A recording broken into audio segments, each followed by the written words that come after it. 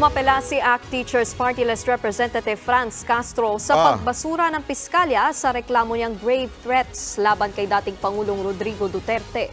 Personal na naghain ng petition for review si Castro sa tanggapan ng Department of Justice sa Maynila kanina.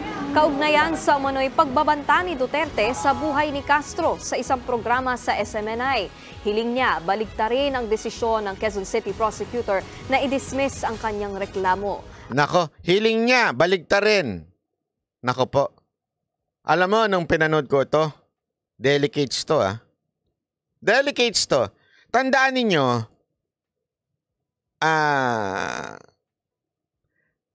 yung ICC, medyo it's a big and scandalous step to arrest PRRD. Bakit? Kasi it needs foreign foreign entity or sabihin na natin pakikialam ng foreigners, 'di ba, para hulihin si Pangulong Duterte. Ano sinabi ni Pangulong Duterte? Hindi ako pagka paparesto pagka mga foreigner. Pero haharap ako kung ito na po ay ang Korte ng Pilipinas. Tama, mali? Maybe lang naman. I'm not saying ito talaga ang totoo. Maybe, pwede nilang gamitin to. Instead of the ICC, pwedeng buhayin ito sa korte. Hindi natin alam. Iba ang ihip ng ngayon, utot sa Malacanang. Diba? Baka mamaya may makaamoy, mabago bigla ang desisyon. Mahirap tayo dyan. At hindi na pwede ngayon sabihin ni Pangulong Duterte kung sakaling mag-issue ng warrant. Hindi na pwedeng sabihin ni Pangulong Duterte na, uy, hindi ako papa-aresto. Kasi sinabi na ni Pangulong Duterte na haharap siya sa Filipino court. Tama, mali? Wait. Ano pa ang ebidensya mo, Banatbay? Isa pang ebidensya, tandaan ninyo kung kanino close, etong si Castro. Kanino? Kanino close si Castro ngayon? Sino ang kanyang bebe? Bebe! Baka tinawagan siya ni Bebe. Bebe, 6 na taong kayong nalugi, wala kayong racket nun kay Duterte. Bebe, gusto mo ng racket ngayon?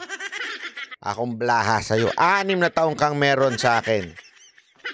Akong bahala sa MOOE mo. Akong bahala sa budget mo. Basta, bebe. Pareho tayo ng kaaway.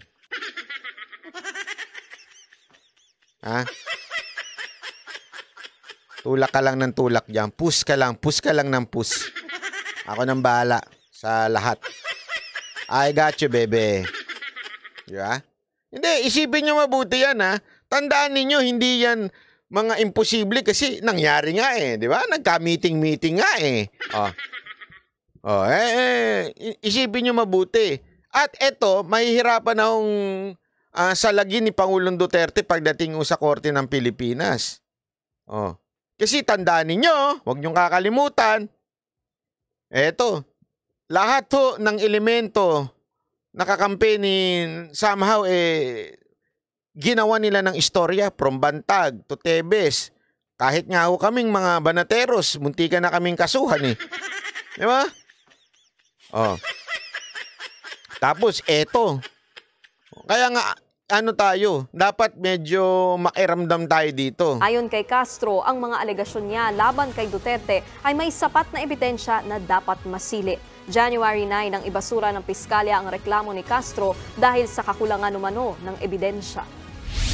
Napaka-unfair noong naging desisyon. Hindi lang ito para sa akin, para din doon sa mga tao rin na nakaranas ng injustice. Ayan, nako po. Injustice daw. Ano kayong justice dun? Ay nako, kaya yung mga dapat nating obserbahan dahil maniwala ho kayo sa akin, wala. Ito hong si Tamba, kasi feeling talaga ni Tamba siya ang kataas-taas. Kaya nga, alam mo, perfect yung sinabi ni Pulong eh. Yung sinabi ni Pulong na peking Panginoon. Kasi ganun ang turing talaga sa kanya eh. Oh, ganun no ang turing sa kanya sa Congress.